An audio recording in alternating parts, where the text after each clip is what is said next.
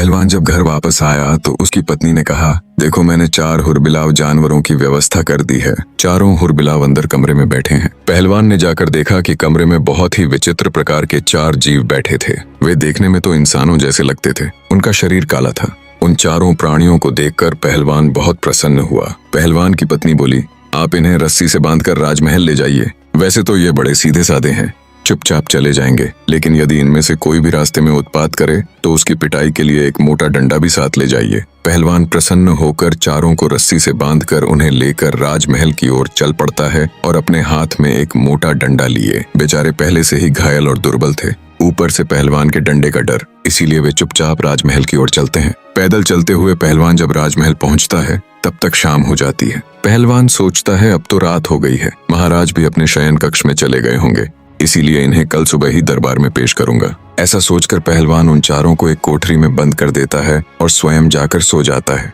अब राजा, मंत्री, कोतवाल और सेनापति विचार करने लगते हैं कि यदि सुबह पहलवान ने हमें दरबार में पेश कर दिया तो महारानी हमें मरवाकर हमारा तेल निकलवा देगी, क्योंकि उन्हें राजमाता को शीघ्र ठीक कराना है। अब हमारी मृत्यु निश्चित है। यदि हम पहचाने भी गए तो सारे नगर में हमारी हंसी उड़ाई जाएगी, इसलिए जल्दी कोई उपाय कीजिए। तभी अचानक राजा कहता है, इस कोठरी से एक गुप्त सुरंग मेरे शयन कक्ष तक जाती है।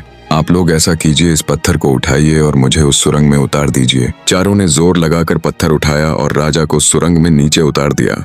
राजा सुरंग के माध्यम से अपने शयन कक्ष में पहुंच जाते हैं। महल में जाकर राजा जोर से आवाज लगाते हैं। रानी बाहर निकलकर राजा को देखती है तो घबरा जाती है, क्योंकि राजा का रूप बहुत विचित्र हो गया था। उनके पूरे शरीर पर पंख ही पंख लगे हुए थे। ऐसा कोई जानवर या इंसान उसने पहले कभी नहीं देखा था। रानी जोर से चीख पड़ती है। रानी की आवाज सुनकर नौकर चाकर, दास दासियाओं और कुछ सैनिक वहां इकट्ठा हो जाते हैं। सब मिलकर उस विचित्र जीव की बहुत पिटाई करते हैं। वे कहने लगते हैं, मारो मारो, पता नहीं कौन सा जानवर महल में घुस आया है। राजा चिल्लाकर कहते रहते हैं, मुझे मत मारो, मैं महाराज हूँ, लेकिन कोई उनकी बात नहीं सुनता। काफी मार खाने के बाद रानी उनकी आवाज पहचान जाती है। तब रानी सभी को कमरे से बाहर निकाल देती है। राजा से पूछती है कि महाराज, आपने यह क्या होलियां बना रखा है? आपका यह हाल किसने बनाया है? तब राजा ने कहा कि पहले मुझे स्नान कर ले, चलो, और मेरे लिए थोड़ा मिट्टी का तेल मांगा। अब रानी अपने सेवकों से कहकर मिट्टी का तेल मंगवाती है। आगे क्या हुआ यह जानने के लिए कमेंट में नेक्स्ट पार्ट जरूर लिखें।